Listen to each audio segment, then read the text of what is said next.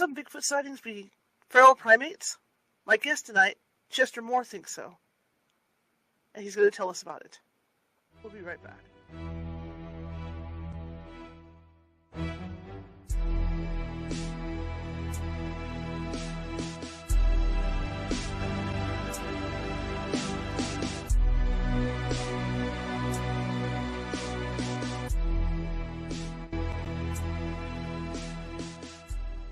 Grab your popcorn and snacks. Find a comfy spot, take a seat or lie down, and let me transport you to a place of fantasy, ghost stories, ancient legends, odd creatures, alien encounters, and other magical topics. You may even decide to join the conversation. From faraway lands to your own backyard, with a small dash of pixie dust, turn out the lights and open your minds. The journey is about to begin. Hey everybody, welcome to the show. My name is Charlotte. I'm going to be your host for the next hour. I'm also the owner of the California Haunts Paranormal Investigation Team based out of Sacramento, California. We're 45 strong up and down the state, which means if you think you have a paranormal thing going on, we can get to you. It might take us a while. California's a big state, but we will get to you. And in the case that we can't get to you right away, we do have mediums on staff who can phone you and talk to you about what may or may not be going on. And if they deem that it's paranormal, in most cases, they can simmer things down until we get out there. It usually doesn't take 1 or 2 days to get out there. Okay, that being said, if you're watching from Facebook tonight, a lot of you are, please feel free to hit that follow button if you haven't done so already. You know, we're always trying to build up our following. And also during the show, if you find it in your heart and you want to chit-chat, so go ahead and chat in the chat room. Don't be shy. I'll be reading those things off tonight, too. And be sure to leave us a thumbs up, happy face, and these things that I can never do with my hand, the hand hearts. And what that does is that puts us up higher in what we call the For You page, which is the FYP. And the master computer at Facebook sees this and puts us out for, with the distribution thing. Same thing with YouTube. If you're watching from YouTube or you want to check out our YouTube page, youtube.com/@California Haunts Radio, I've got more than 1,000 videos sitting over there. I'm a journalist. I'm a photojournalist. So I don't like to cover the same things all the time. For instance, tonight we're doing Sasquatch stuff. Thursday night I'm going to be doing another thing on the opioid crisis. Only my mouth would move. I like to change it up. So if you go to YouTube, you're going to see a whole bunch of videos over there. What I've started doing is I'm putting them in folders now by category. Because I can tell you, it's my YouTube. I go in there, look for stuff. I get a headache. And I know that's what's happening when you go look for stuff on YouTube.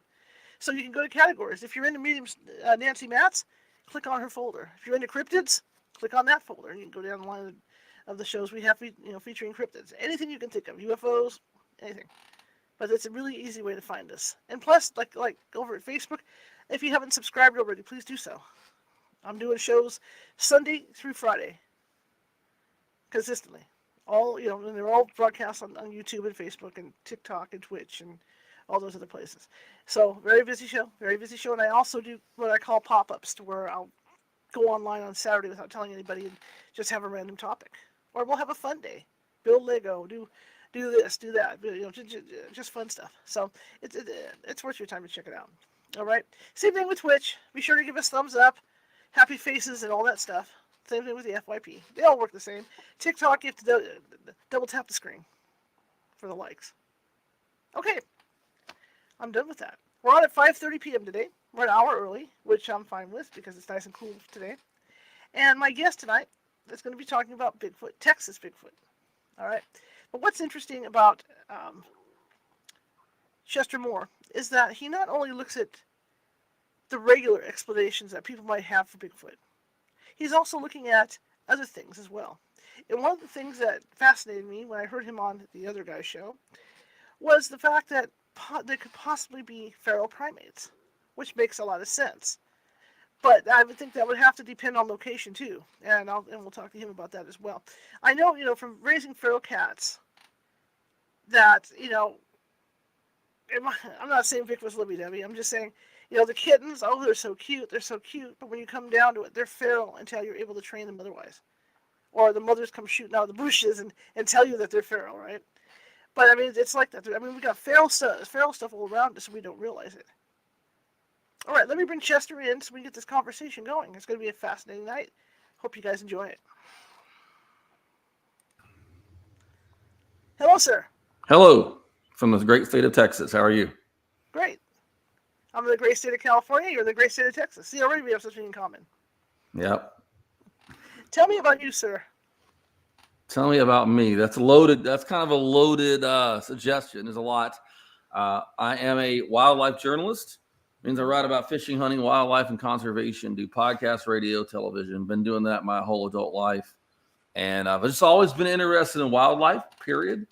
The Bigfoot topic has been a part of my interest, but it's never been like my overwhelming, like favorite topic.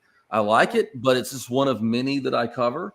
And probably one of the reasons that I look at it maybe differently than some people, because I am a journalist, as you mentioned, being a journalist. Absolutely. And I look at things from a storytelling perspective, a journalistic perspective. Like, I like when there are things that are not published and not out there, and you see dots connecting, and you go, there's some kind of a story formulating here. And that's kind of, in my book, Bigfoot South, bigfootsouth.com, let's plug, you get it on there.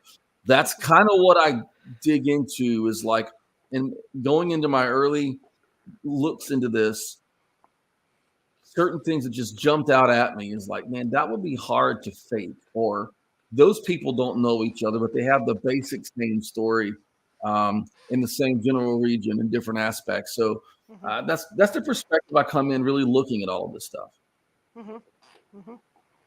I found a conversation, about Bigfoot, because you do know quite a bit about it. I mean, I live in Northern California. Sure. Like I said in my letter, my family had a home up near Happy Camp, so that was the topic at the cafe. It was all about Bigfoot all the time. So I've seen the footprints, I've seen all this.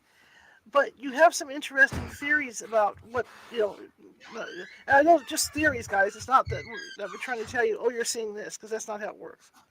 There's theories about what these things could be and could not be.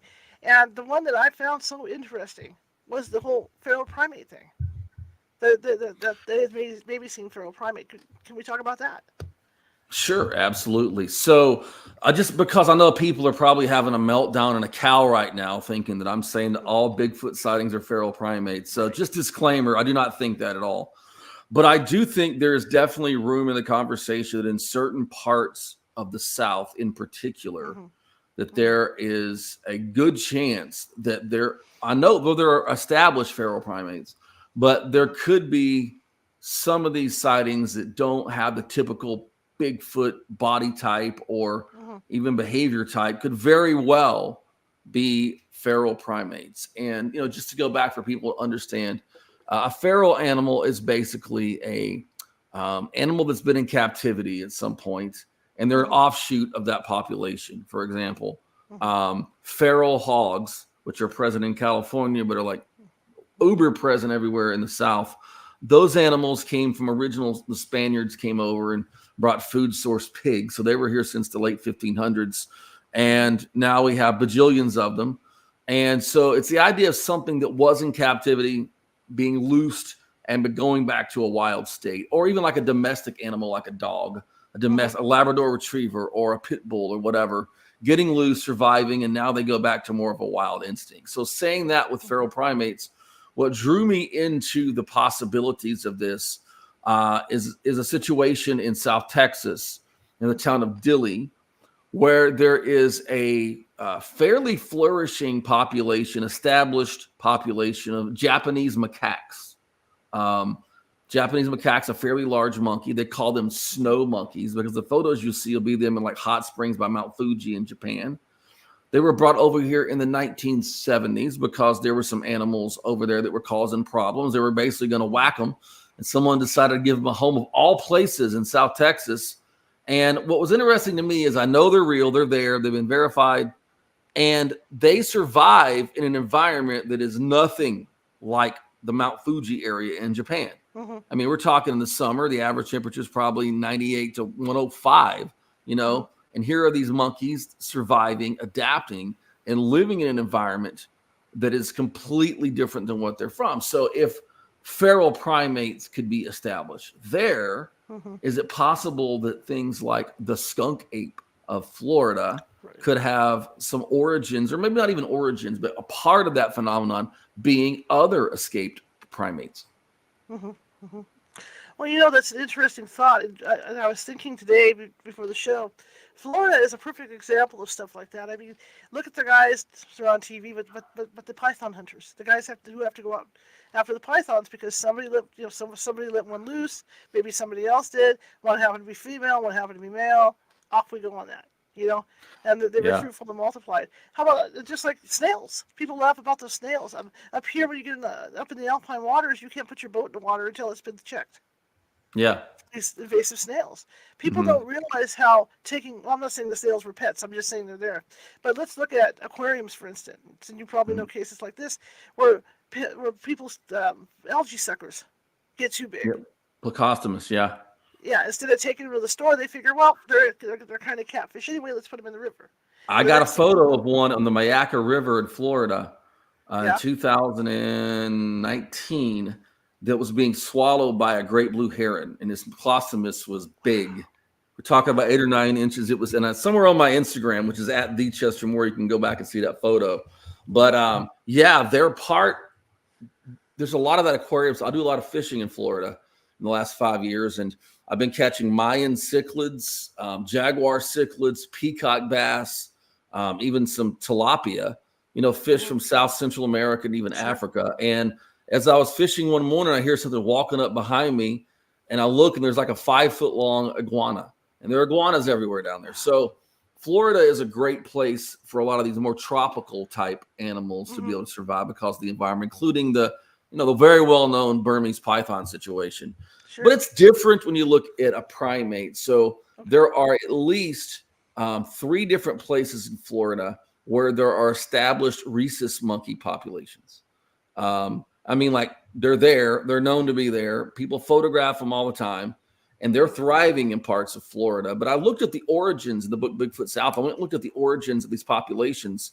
And there were at least a couple of places in the general greater Everglades area that had a lot of primates. One of them even had, oddly enough, if you go to, over the years, there's been a lot of chimpanzees and monkeys in small zoological facilities, mom and pop places, but there's almost no apes. There almost been no apes. There was a place down there that had not only chimps, there'll be chimps, no greater apes, no orangutans, no lowland or mountain gorillas, I meant to say.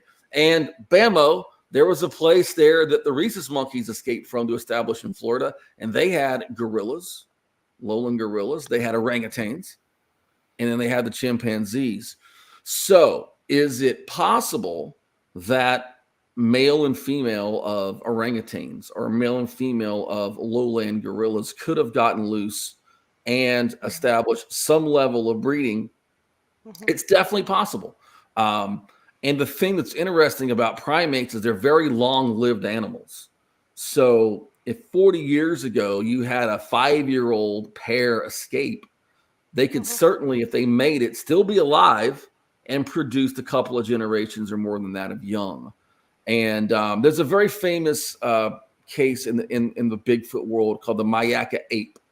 And my friend Lauren Coleman covered this a lot in the early 2000s when it happened. And a woman along the Mayaca River, where I photographed this great blue heron eating a Plecostomus suckerfish, that general area, a woman had sent two photographs to a police department saying someone's orangutan's loose and had been coming up eating vegetables or something she was keeping on her porch. And she gets these 2 photos. This animal the Mayaca ape looks very much like an orangutan.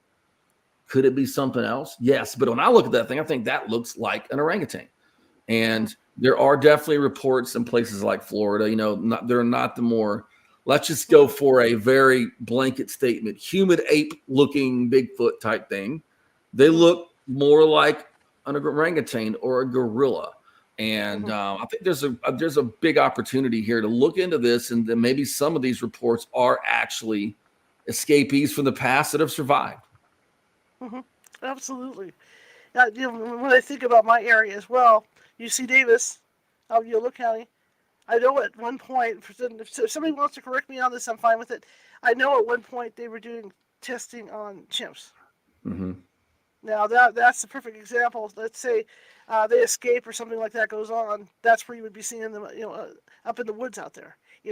Because they're from this place, or they're pets, right? It's family pets that people can't handle anymore, especially chimpanzees, because they get to a certain age and they don't want to be told what to do, or anything like that. So Yeah, there's definitely pets. yeah, there's definitely potential for that. But once again, this isn't the whole Bigfoot phenomenon, but I think could be a piece, because if you start looking at people's reports over the years that go into the Bigfoot category, there are a lot of different basic primate type looking critters described. Some of them could be let's say like what the Patterson-Gimlin creature, which I believe was a real creature, that kind of creature. You could have, they're not born 7 feet tall. Obviously they're smaller. People seeing smaller ones, medium-sized ones with different color hair. But you got people reporting seeing things that are more orangutan-like. And the orangutan thing really comes around a fair amount in parts of the South. There are a fair amount of reports that are people seeing orangutan red colored creatures that are primates out there. That's what they're reporting. And then you get even like baboons in Bigfoot South. I talk about the baboons that I've had multiple people tell me they saw baboons in Texas and in Louisiana. And they described a baboon. When they describe what it looked like, they look like a baboon. And that's not a common one in like the pet trade. And the part that has me, all of this is mysterious, obviously. The part that has me like going, and I don't know on some of this, is the fact that, on the monkey, let's take the apes out. But like these rhesus monkeys, these Japanese macaques are seen a lot, enough to where there are people with cell phone photos of them, perhaps some of these apes have gotten out, were just more shy and reclusive and backed off in the area. But there are definitely, and I'm very interested in tracking reports of any feral type primates. So if you got a photo, send them to me at chester@chestermoore.com. I love to look at that stuff, game camera photos, videos, whatever. And the other part is people's ability to identify things. That is always interesting to me, because number one, they're like the Bigfoot topic. There are no Bigfoot experts. I hate to break it to everyone making themselves a star, but none of us are experts because they haven't even been proven to exist yet. We can't establish expertship.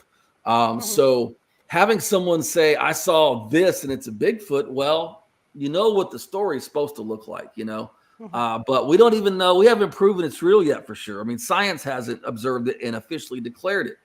So people seeing other things that are like kind of that direction, I think kind of lump it into the category quickly. An example is, we have mountain lions in Texas, but mountain lions are indigenous to the entire lower 48, most of Canada, and all the way down to Argentina. And they're not supposed to be east of I-35 in Texas or any breeding populations, but people see them. But I get people sending me pictures. I've counted once over 200 photos sent to me that people thought they had gotten a cougar, but they was a bobcat. They really thought it was a cougar. And I've had a few argue with me, and I'm like, oh, it's a bobcat. Definitely a bobcat. And that's a known animal. So not everyone is an expert in animal identification, nor should we expect people to be. Along that line, can you describe for me the difference between a bobcat and a cougar? Well, let's just go with like an adult of both species, right? Start right there. Okay. A cougar has a tail that is probably 2/3 to 3/4 long as the body. That's a big identifying factor. A cougar might weigh up to 150 pounds. An adult's going to be over 100 pounds. And they have a coat that is a tawny brown to a darker brown and no spots. Bobcats, a monster, world record class bobcat would be like 50 pounds, 45, 50 pounds. And that will be in the north. Most animals are larger in northern ranges. In Texas here, a 25, 30 pounder is a huge one. They have spots on them. They have little tufted ears, and not as tufted as the lynx. And they have a short tail. Now, some bobcats actually have longer tails. The average bobcat tail is probably 3 inches, 4 inches, maybe. But I've seen bobcats were definitely bobcats with 7, 8 inch long tails, maybe longer. But the size, the lack of spots, and once you see a mountain lion up close and you've seen bobcats up close, you're not going to misidentify them. Most people have never seen either one.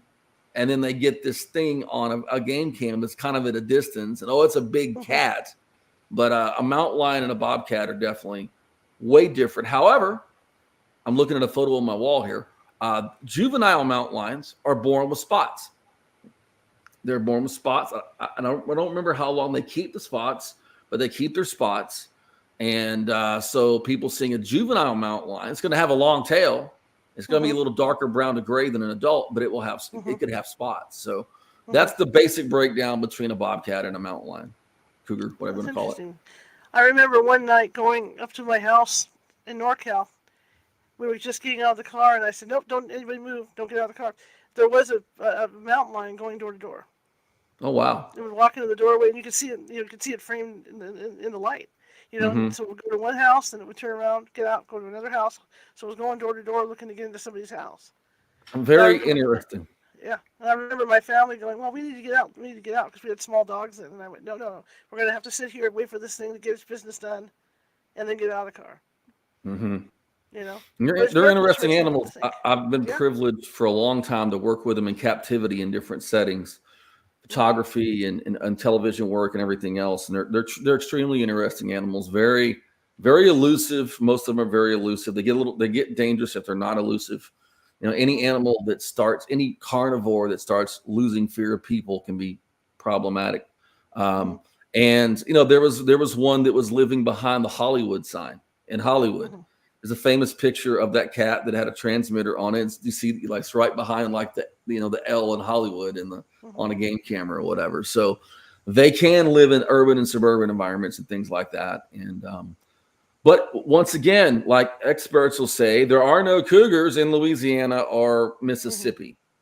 And people will say, "Oh, I've seen cougars," and they're native. So think about a thing like feral apes or a Sasquatch creature. If there's denial over a very proven known animal that naturally should range in that area, how much more of the other stuff? Absolutely. Now, when we talk about sightings, now obviously you've looked into some of them. Oh yeah. And the photos that come out. What really got you thinking about the possibility that it could be feral primates? It really wasn't the fact that Bigfoot sightings could be feral primates. I didn't go on that trail first. I heard reports. It just sounded to me like feral primates. Like I wasn't thinking Bigfoot yet. Like I was just going, "Oh, that's interesting." And I've known about the thing with the monkeys in South Texas for my entire career. I mean, it's been a thing. So I just started logging a few of those, and then you start looking at some of these other type Bigfoot reports that don't fit the same description. And so, well, it's certainly a possibility they could be factored into that equation. That's kind of, and one of the things I do if I interview people, and I'll do almost no Bigfoot research anymore. Any Bigfoot stuff, it comes to me. Like I don't go looking for it. And I work with kids. We have a ministry outreach, we work with children to help expose them to wildlife encounters they've been through, terminal illness, parental loss, other tragedies. And a lot of them love Bigfoot. They want to go on it. So that's pretty much my Bigfoot work is with the kids. But when I interview people about anything unusual, quote unquote, I'll just ask them, "Have you ever seen anything or heard or experienced anything unusual when you're outdoors excursions?" And that opens people up because I think the reliability of any report, Bigfoot or whatever, now in 2024 is far less reliable than it was in like the year 2000 or late 1990s. And the reason is people can now have so much media in their mind, they can back engineer a report. When I was interviewing someone in 2000, and they even like one of the things in my book, Bigfoot South, a guy had one, what he described as one swimming. He thought it was a feral hog swimming late at night when he's frog hunting in the swamps here near my home. And he sees this thing walk up on the bank and turn around and look at him. And it's about 7 feet tall, dark brown to black hair. He just described this weird looking thing that caught up on the bank. He never said Bigfoot, but he described what we would talk to was a Bigfoot. He didn't mention anything else. Now you'll get people say, "Hey, look, I saw a Bigfoot. It was right by a limb twist, and then it walked by a limb formation, and then it did this X, Y, and Z," because all this information. They're trying to convince you a lot of times that what they saw was real. Right. And but the media has allowed so much information that people can, like I said, back engineer a report to try to justify it, you know, and people become celebrities in their own minds, at least, over this stuff. So when I just have someone that says, hey, I saw something weird, could you explain what I saw or help me? I'm a lot more apt to want to talk about that than like, hey, man, I saw this 9-foot tall Sasquatch crossing the road and it looked at me and it tried to project something into my mind or whatever. I'm a lot more apt to just those kind of reports because, you know, being a journalist is a process of elimination. You know, a lot of times it's, you know, you're eliminating bad info and trying to make dots connect. And that's kind of my process. And that's actually how I got a few of these feral primate reports where I had a guy interested in this kind of stuff talk to me. I said, you ever seen anything? He said, you hunt up in Louisiana in a very unoccupied area. Have you ever seen anything weird? He said, well, as a matter of fact, I have. I was squirrel hunting, laying up against a tree. And through the brush, you could see something described as 2.5 to 3 feet tall. And he would see it between, like, it would go through the brush. It would like a little bit of gap between brush. He'd see it and his furry and move. He knew it was standing upright, but he couldn't tell. And then he sees a tail dragging behind it. And then it finally comes out to a clearing for a few seconds. He described to me seeing a baboon. He said it looked like a dang baboon. It had a little tail, had kind of a crazy looking hair on his head, and it walked by. And he goes, I never expected to see a baboon in Louisiana. But he said, if I had to describe any known animal, that's what I saw. You know, so that's kind of how I get a lot of my reports and stuff. Very interesting. And I take it you've seen and heard enough of this to put this together that they could be primates. Yeah, I mean, I think there's definitely something to the Bigfoot phenomenon, and I definitely don't think that primates, feral primates, are the whole thing. And the thing about the whole phenomenon in general, just a question that we have to ask ourselves. This goes back to First Nations, early European settlers, globally. You know, in Tibet, in Nepal, and all in these reports of these primate-like animals. Only one eyewitness account has to be true for there to be a phenomenon. Only one. Right. And so that makes us think, just by process of elimination, there's something out there. But on the feral primate thing, I think we know they're out there. We know they're established populations. And I'm kind of reaching out to people to say, do you have any evidence? Have you seen anything? Have you cast any tracks that weren't typical Bigfoot looking track? You know, once again, going back to Lauren Coleman, you know, he cast tracks in, I think, the 60s, what he called a nape, a North American primate. Tracks look more like a chimp or a lowland gorilla. And so there's a lot of neat stuff in this. And I don't think we should put it all in one basket. Just kind of maybe put it in the mysterious wildlife basket, you know, and we'll sort it out later. Now, as you said a few minutes ago about the media, TV shows, and all this stuff, I do the same thing as a ghost hunter. When I'm sitting there, you know, at the initial interview talking to people, that's one of the questions I have was, do you watch these paranormal programs? Yeah. And if so, what is your experience as opposed to what you've seen on TV? Is there a comparison? And I think that needs to be done with all this, and I'm sure that's what you do when you talk to people about this subject, because I mean you have to ferret it out. Yeah, you do. And you know, you just take it and you report what is told you. You ask the best questions and report.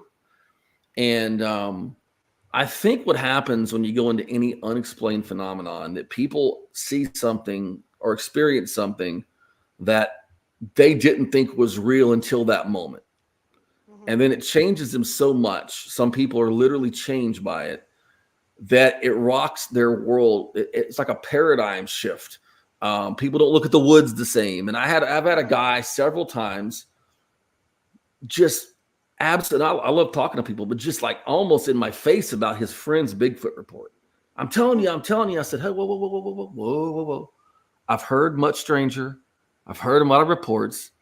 It's very much possible that happened. You don't have to like prove it to me. I don't have to prove it to me.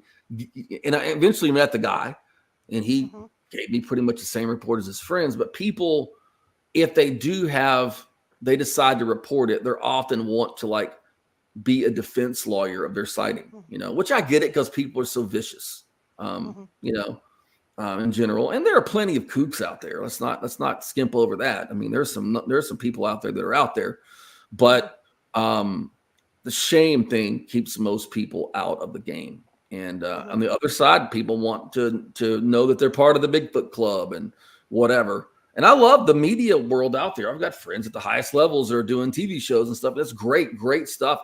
Fun. When I was a kid, like once every few years, like a Bigfoot show would come on TV. You know, I'd be like, yay, it's a Bigfoot show.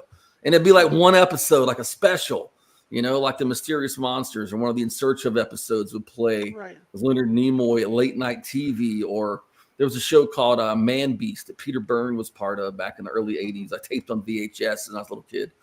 All of those things were great. So there's a lot out there that complicate research. What is the people that you've talked to? Is there any particular case that stands out to you? There's just wild stories that were people were very sincere telling me. One of them was a woman that's in my book, and she was here in East Texas. And back in the early 80s, she was a young woman in her 20s living at a home. There was a big railroad track that ran about a quarter mile from her house. And she came home twice, and the door was open and her kitchen was ransacked and it smelled really bad. She came home another time, the door was open. She was terrified, but back in those old, like Victorian style houses, they would have a full live-in attic. You know, you could like almost live in the attic. And they had those, you pull down the steps, and the steps were pulled down. And what she described was hearing something up there, walking up, looking up and seeing this large, hairy creature looking at her, but it tripped and fell out. And it hit the ground in front of her. And it stood up and looked at her. She said it was probably 7 feet tall. And it looked at her, and she realized it was looked past her at the door, like, I need to leave. There's only one way out. So this thing pushed her to the side against the wall and ran out and never had a report like that again. I wouldn't have had a report there either, because I probably would have moved at that point. I mean, I'm fine with it, but home invasions are where I draw the line. Your house, yeah. You know, I draw the line. We're not going to have some kind of cryptids in the house, or not on my agenda. But that was an interesting one. But the one to me that, as a journalist, was most interesting was a series of reports. I had a guy tell me on this particular highway here in East Texas, about 40 minutes from where I'm sitting right now, that he saw a gray colored, what he described a Bigfoot looking creature about 6 feet tall, didn't describe it particularly large, crossing the road in front of this particular creek sign. Okay. Like a year later, someone else unrelated says, hey, I saw this thing right in front of this creek sign, and it was gray, the same color. And I'm like, oh, this is pre-social media. And then I've never had too many people in my profession make too snarky of comments, but I've had a couple, you know, in the mainstream wildlife world. And I had a guy, before I was walking with Christ, I had a guy give me, hey, we found some Bigfoot tracks behind the hotel at this conference. You want to go cast them? We can buy you some plaster. And I gave him the Stone Cold Steve Austin sign language and walked off to my hotel room. And he followed me, and he's like apologizing. And he said, I don't know if there's any Bigfoots, but I saw something weird on Highway 87 by the Nichols Creek sign. And I'm going, whoa. I already had 2 reports from the same sign. And these weren't reported yet in the public at all. This guy didn't even know the Bigfoot world. And he goes, so what did you see? So we're driving late. It's opening day of deer hunting season. It was a 5-hour drive. We left at midnight. It's about 5 o'clock in the morning, a few miles from this guy's lease. And it's kind of a little bit foggy. And we're going kind of slow. And right on the white line, I look over because he's in the passenger seat. He sees this 5.5 quote to 6 foot tall thing standing on the white line like it's about to cross the road. And it was ape and human looking in the face and gray in front of the same sign area marker. Very interesting. Well, when I started getting involved in field research, my aunt had property 6 miles or so south of there, and which isn't far at all, especially for animals. And she said, I don't know about no Bigfoot, but where you put your deer stand at, one of the hunters last year at night saw a silver bear. I said, a silver bear. First off, bear sightings in East Texas are very rare, and there are no silver face. The only silver white-faced black bears known in the world are in British Columbia, right? Mm-hmm. So tell me about this. Well, right on the high line right away, he shined the light because he was out rabbit hunting at night, and he sees this thing bent over, and then it stands up on two legs, turns around, looks at him, and runs across the high line on two legs, the silver bear. These high line right of ways are like 50 yards wide. The bear ain't gonna run on two legs across that, you know? And I'm like, silver, gray, gray, gray, gray. So that was like real stuff to me there. But right when I put the Bigfoot South rewrite together, the 20th anniversary edition we have now at BigfootSouth.com, that together, a lady contacted me via another researcher, a gentleman named Craig Woolheater, and said I was fairly close to where she's at. She starts telling me, and it was in that same set of woods. It was off the same highway, you know. And she messaged me, and I was actually out on a trip, and a guy told me this lady's gonna contact you. Well, she already contacted me. And when I got home, I saw a couple of dings on my Facebook. I finally got home, got settled, got to the office, and there's all these messages. And the last question was, is it possible there could be gray colored Bigfoots? So I talked to her. And her uncle, who she's very close to, reported seeing in 1996, told her, predating these sightings, a large gray-colored, what he called a Bigfoot creature crossing in front of this other creek. And when I go map it out, it's about a 3-mile walk to the other side. So 5 reports spread out over about 20 years of the same colored creature, which is an odd color. Most people don't make up a Bigfoot report and go, I'm going to make him gray. You know what I mean? Like, that's not the popular thing. So that was one of the more interesting things as a researcher. And that's why the creature on the cover of my book is gray. So let's talk about color a little bit. Fur color. Yeah. Because like California, they tend to have a real dark fur color. So sometimes you hear about the ones that have chestnut colored, and sometimes you hear about the red.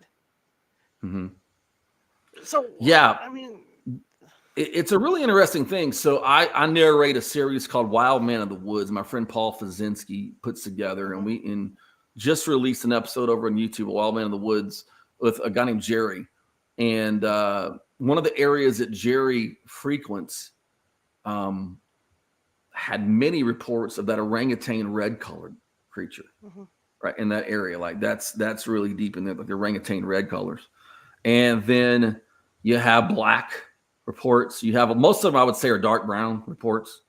There have even been white reports, which is interesting. It's, to me, it adds a little bit to it, credibility wise, if something's not the typical color for a report. I mean, does it detract from credibility if someone says, "Hey, I saw a brown Bigfoot," but it makes it more interesting to me, at least. And there's a lot of different reports out there.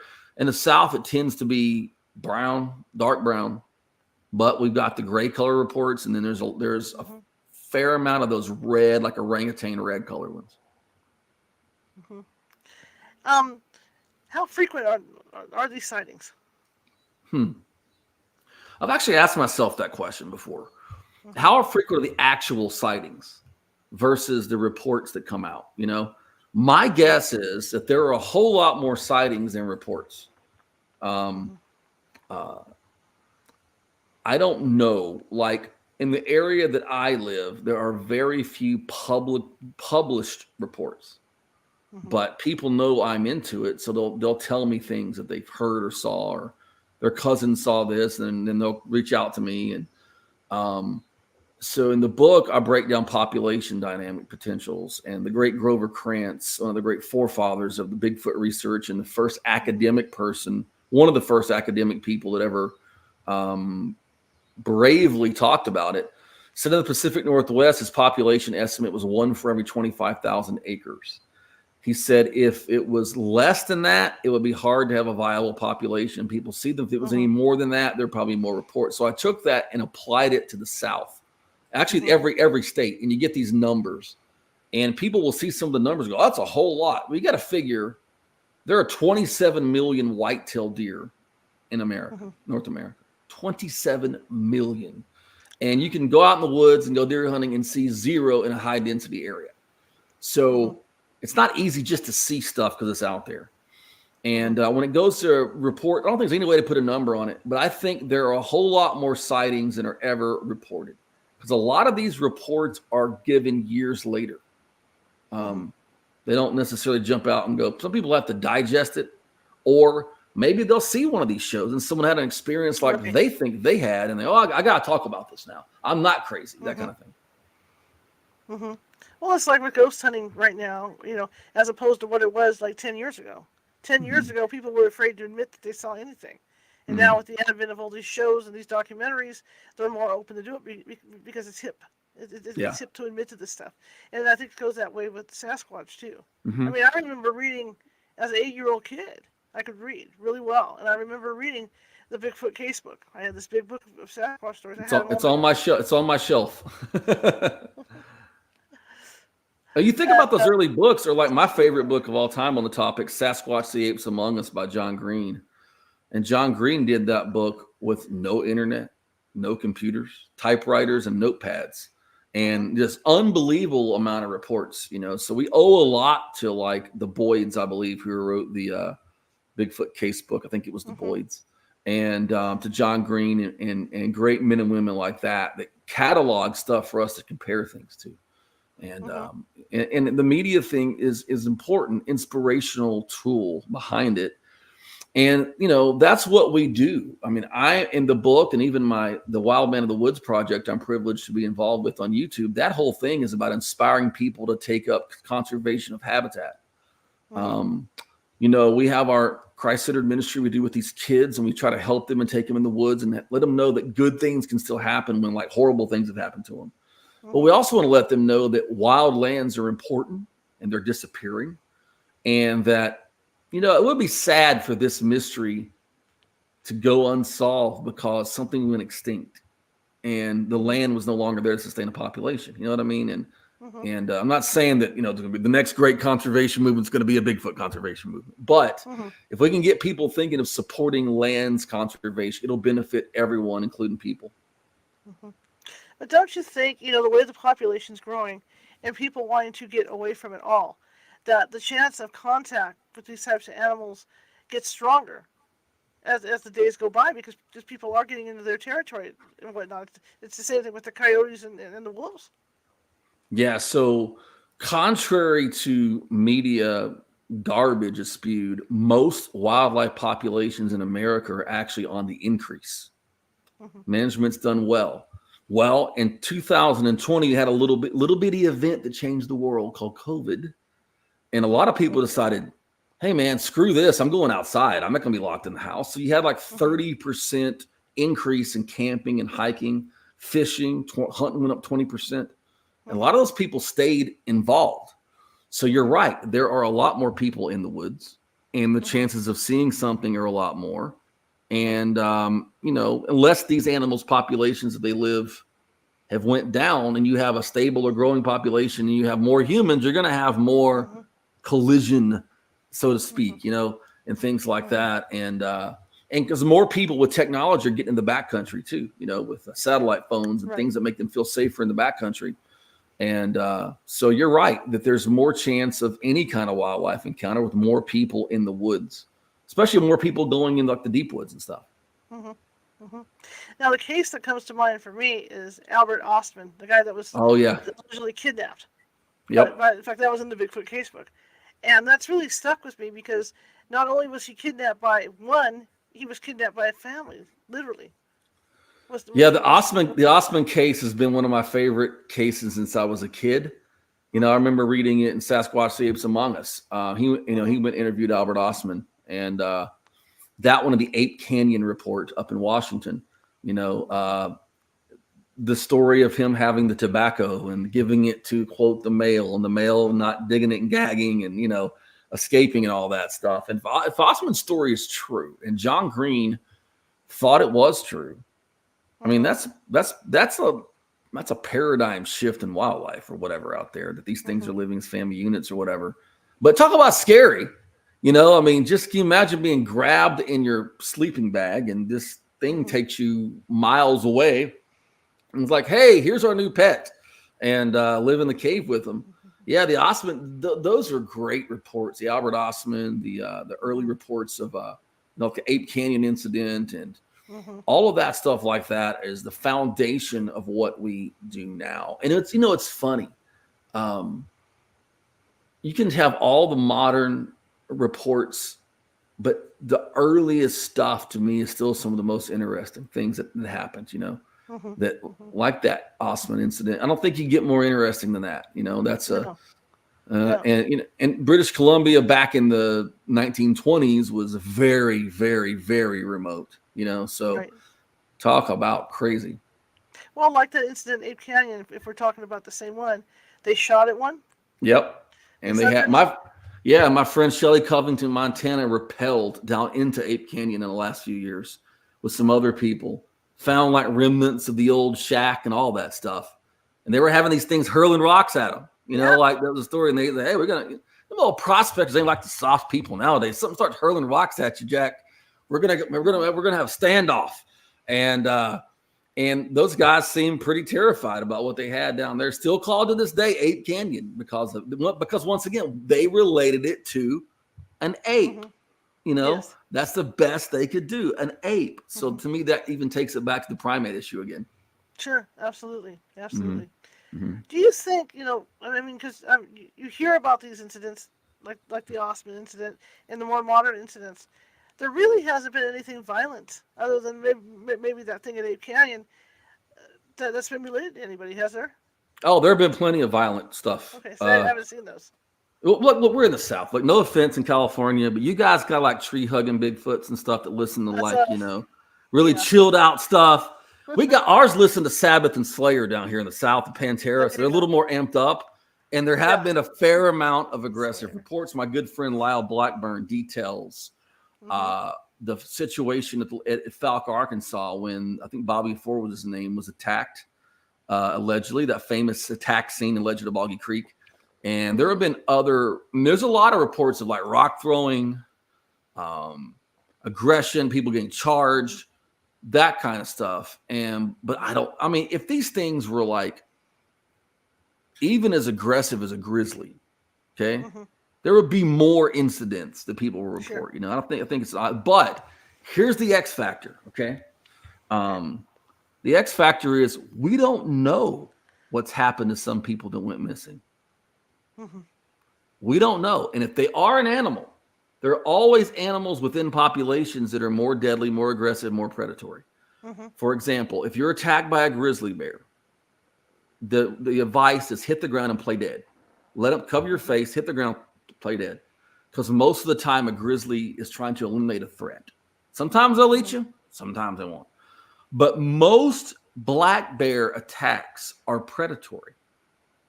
So the advice, if a black bear attacks you, is to fight back with everything you got because he's trying to eat you. Now, there are probably 20 times more black bears than there are grizzlies. But there's always that one or few individual animals that are like the ones that are more dangerous, right? So why wouldn't there be in these animals more aggressive, more dangerous type creatures? And because people don't know. So I'm always like, if you're going into an area and you just need to be cautious in what you're doing and all this. I'm going to have a podcast called Dark Outdoors. And it's like true crime and weird encounters in the woods. And I tell people, just be careful what you're doing. Be careful going alone, mainly because there are some nut job people. That's number one threat out there. But we don't know what we're dealing with here. So just take a precaution and don't think that they're, Coco the gorilla doing sign language. We don't know for sure, Right. If you ever get one doing sign language, please capture that on video. I would like to see that, by the way. Do you think there's a lot of hoaxers out there too that might be planting these footprints around for people to find? That's an interesting question. I think there have been plenty of hoaxes over the years, I've never come across anything I could say I thought was hoax, because in any field research I've done, I haven't announced where I'm going. I'm not going into locations and saying, hey, I'm going to go out into this part of this unit and look for Bigfoot. That almost inspires people to do this. I mean, I remember getting asked to be part of a television show that had aired, and it was the Penn and Teller bullshit show. That's what it was called, Penn and Teller. That was the show. And I'm like, I am not going to be made fun of by Penn Jillette for an hour on national television. Sorry, because those guys are funny, And they faked on the show a report, but they admitted in the show it was a fake, right? And they just show how easy it could be done or whatever. And that was my memory of it. They made this report that was they made this sighting. And it was kind of like to show people, not necessarily real. I think there are definitely fakers. I think it's hard to fake video these days because it's just too easy to look at it and tell that's a suit. You know what I mean?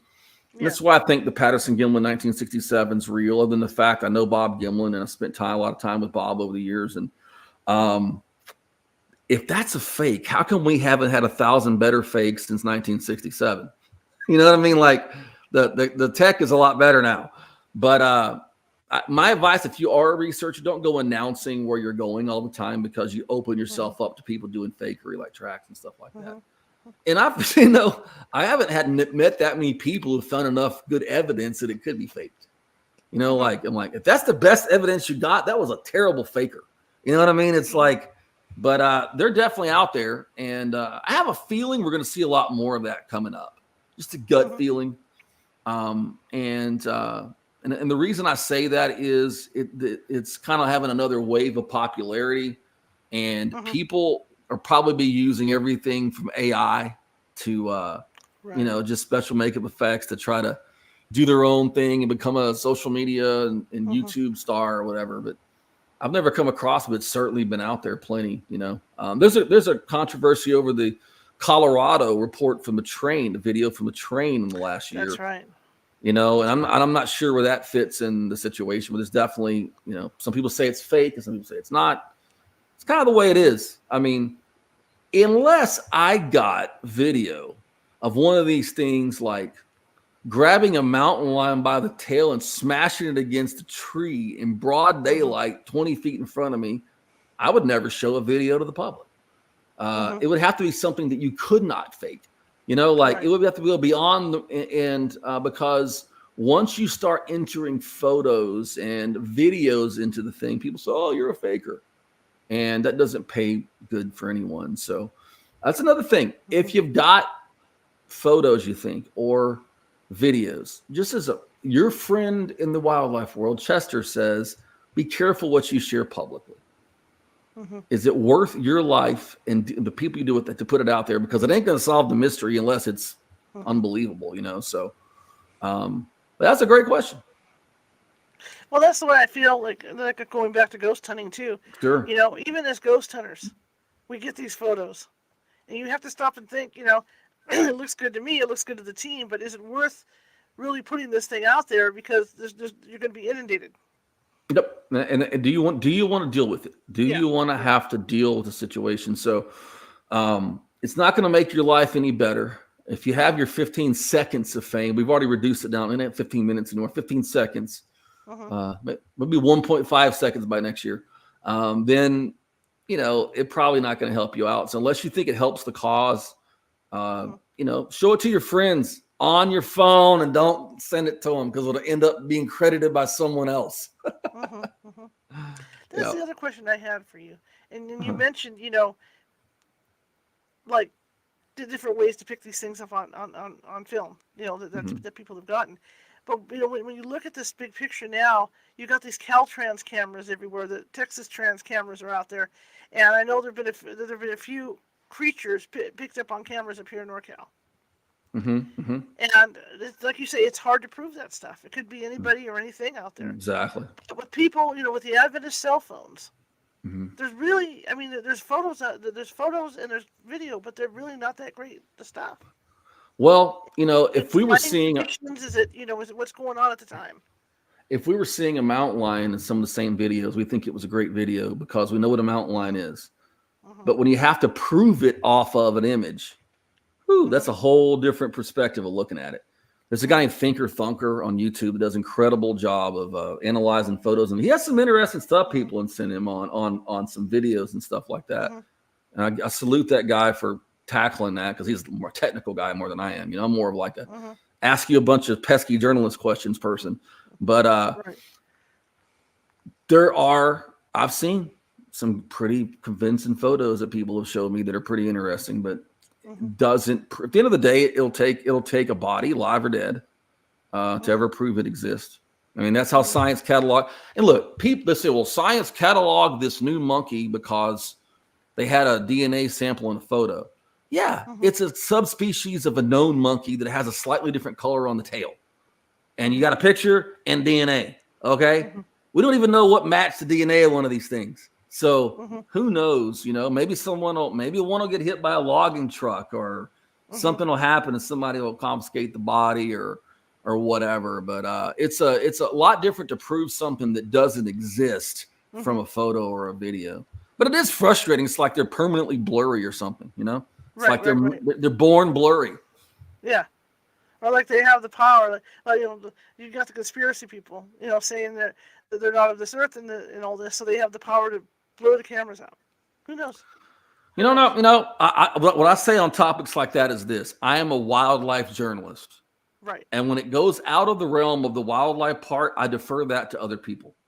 Mhm. I'm reporting on the wildlife aspects of it. So who knows? Do I think there's a potential for there to be something extra, at least intelligence-wise, with these guys?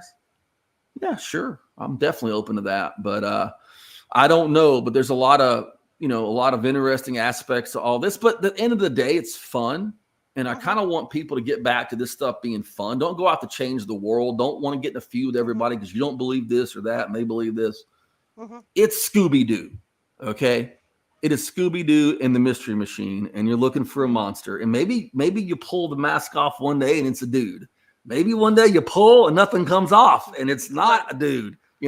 So I kind of look at it as a fun exercise in Scooby-Doo that can Mhm. contribute to wildlife conservation because it gets people outside and Mhm. understanding the beauty and importance of these amazing lands that we have here in North America. Mhm. Now, as a journalist, because I always Mhm. wonder, if I got into that situation or the UFO came to get me or whatever, how I would react as a journalist. Because to me, I'm going to watch and take in everything that's on there and can keep it up here as much as Mhm. I can. As a journalist, if you came in contact with one of these things, how would you react, do you think? Like what kind of contact? Like what level are you talking about? I'm talking a level where you can see it can see you, but you Well, can see it hopefully I from have a there. camera in my hand, so I at least have something Hmm. cool to hang in a frame on the wall in my office. Uh, that kind of thing. And just Hmm. observe, catalog and observe, you Hmm. know, and then Hmm. figure out what to do with that based on the situation later. But definitely observe and catalog it. Absolutely, absolutely. Yeah.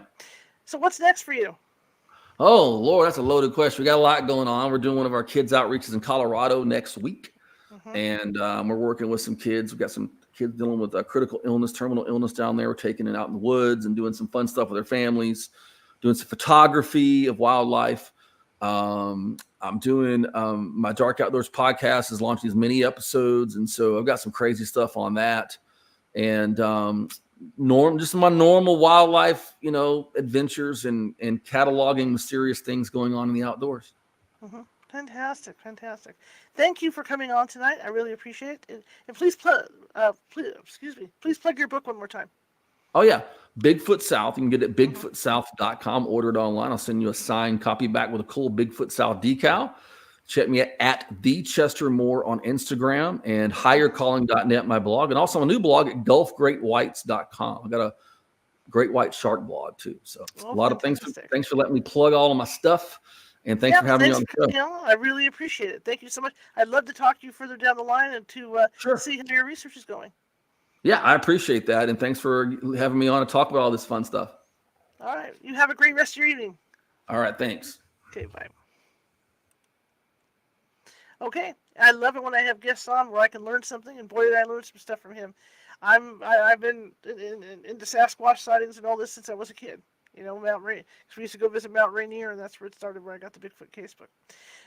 Tomorrow, we're kind of shifting gears. Steve Colbert is going to be with us, and we're going to be talking ETs, communication, and life on Mars tomorrow night.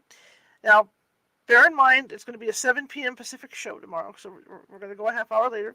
But just keep that in mind. But it will be Steve Colburn will be on tomorrow. I want to thank you all for coming tonight. I really appreciate it. I hope you're enjoying whatever you're doing this evening. Maybe you're waking up, or maybe you're going to bed at this point, because we're going all over the world with the show. Real excited about it. But I want to thank each and every one of you for coming. And we'll see you tomorrow at 6:30 p.m. Pacific. If you like the show, share it with 5 people. If you hated the show, share it with 5 of your enemies. Of course, we are equal opportunity here, just trying to get the word out of our little old show. All right? Oh, yes, and one more thing. It looks like this thing with Facebook did not affect me, and because I don't go directly to my group pages. I put everything on my personal page, which then it goes into the schedule on Facebook, and then I share it across. So it looks like it's all good. You can still stay on Facebook and all that good stuff. All right, guys, I'll see you tomorrow, 7 p.m. Pacific, with Steve Colburn. Have a great evening.